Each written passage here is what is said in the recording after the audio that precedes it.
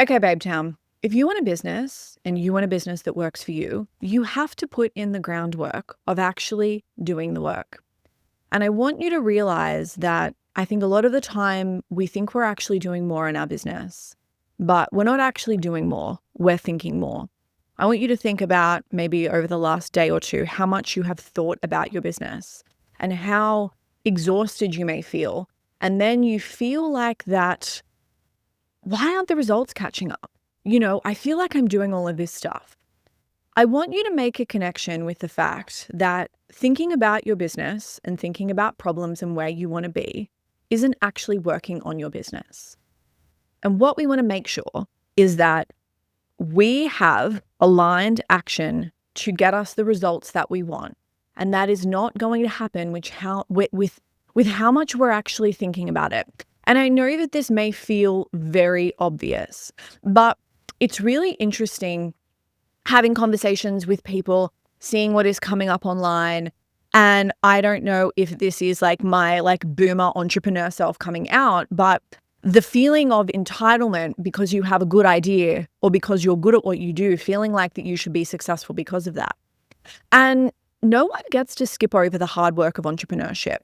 No one gets to skip over, all of the work that we need to do to create something incredible. And I know that you may be looking at the outliers within an industry, thinking about how, they said that they were only working 10 hours a week and how they're a millionaire. I saw this reel this week, and I wish I could remember who posted it, but she was basically saying that we're in this really funny spot where we're attracted to hard work because we feel that when a lot of time and energy goes into something, it is worthwhile. But on the other side of it, we don't want to actually have to work hard. And if someone tells us that we have to kind of stretch ourselves, it's really interesting that we're always then attracted to the person that is promoting ease. Obviously, this is quite a nuanced conversation because at the end of the day, there is actually no correlation between how hard you work and how much money you get paid.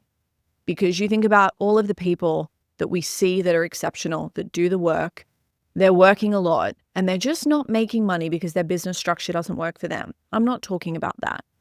But what I am talking about is I feel almost like this entitlement of feeling like that we should be rewarded because we've kind of done the bare minimum. And as someone with a deep love of entrepreneurship, a deep love of business, and a real devotion for the idea and the vision that I have, I almost feel offended. And I feel offended when I see people that want to make all this money and they just don't want to work. And they feel that this is a vehicle for an easy life. What I'm going to say is that I would probably just get married to someone really wealthy and take half of their assets. If you want to become a millionaire overnight, that's probably what I would do. But if you are choosing entrepreneurship, that is going to take a level of hustle and devotion and commitment. And I am not saying that you can't build a business where you're making all of this money. But what I'm saying is you need to ask yourself, am I skipping over the grunt work and the foundations and actually the business part of business because I want the rewards? I want the lifestyle business. I have been told by someone on Instagram that I just need to do this one thing and I'll have the success. I want you to remember that anytime someone is promoting or saying anything, on the other side of that, there is a call to action and a sales agenda. Even if in that moment, that person doesn't have a sales agenda, if there is no call to action, they are still priming you. I don't think that this is probably going to get the popular vote. But at the end of the day, I'm not a coach. I'm a business advisor. And I am here to advise you on what it actually takes to build something exceptional. And if you want an exceptional business that is going to work for you, you have to put the work in. And you want to make sure that it is actual work. It is not mental work. It is not you thinking about content. It's not you thinking about the future. Because if your mind is so busy on thought and you don't actually see anything tangible, have you ever thought that this is why you feel like it's all for nothing? Because it is. Because what is really present and in abundance is you thinking about the results, thinking about all of the things that you are going to do. But if you're not actually following through on action, this is why I think we have more entrepreneurs that just are so over their business. What I'm going to say is you want to make sure that when you are continually thinking about your business, that action is present.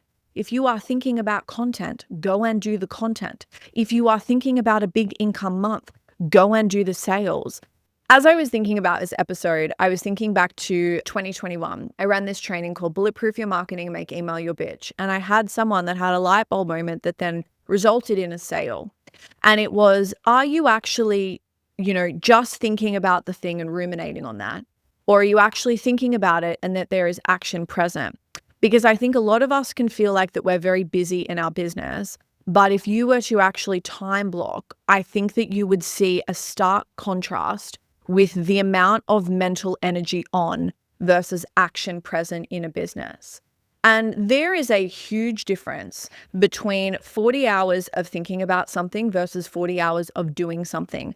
And what I also find interesting is I feel that there is a natural dislike in business to Alex Hormozy because he expects you to work in your business.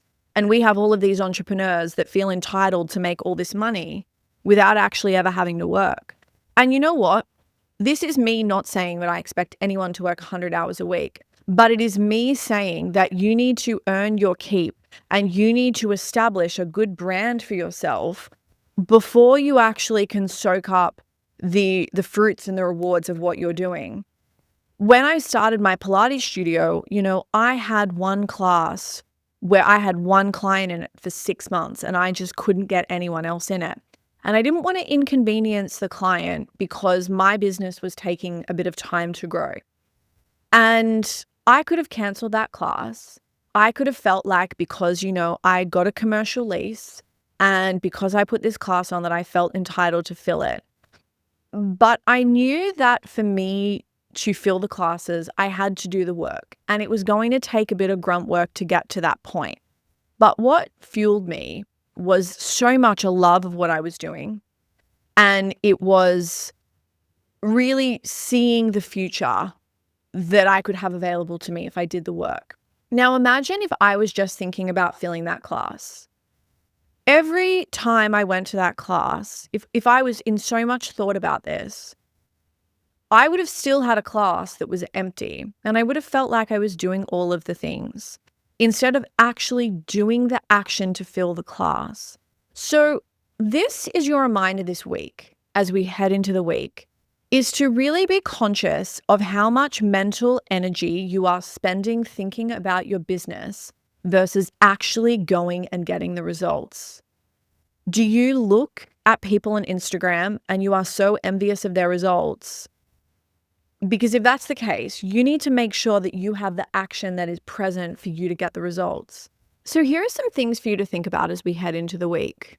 If you think about the big business that you desire to have and you think about the clients that you want, do you follow that with action or does that just stay a thought? Is that like a little mind movie? Do you ever have a sense of entitlement because you have a good idea and you put the work in once that you feel entitled to get paid?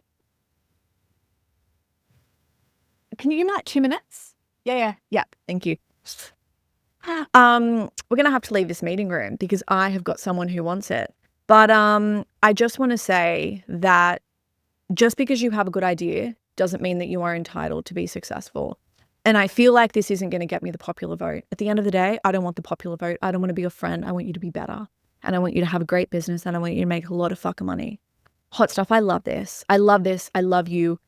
I love you more than Haig's chocolate. Oh my God, they have these sexy little chocolate puddings. I had these like little cherry chocolate truffles yesterday. I'm also back in my Robert Greene era. I am back reading. I love you more than mornings, the fact I've shifted my bedtime 3 hours earlier. I love you more than my morning Pilates class. I love you more than how fucking good I'm looking, how good my ass is looking, how great my hair is looking because I just got my roots done. Hot stuff, I hope this wasn't too hard. I hope it wasn't a little bit too slappy, but maybe it was the episode that you needed because I love you. I love your business. I love the ideas you have, but you just want to make sure that you're not stuck in your head thinking about things without action present. And I know this may feel very basic, but sometimes we need basic advice, and the simple advice is going to work the best. I love this. I love you. I'll see you on the next episode. Mwah.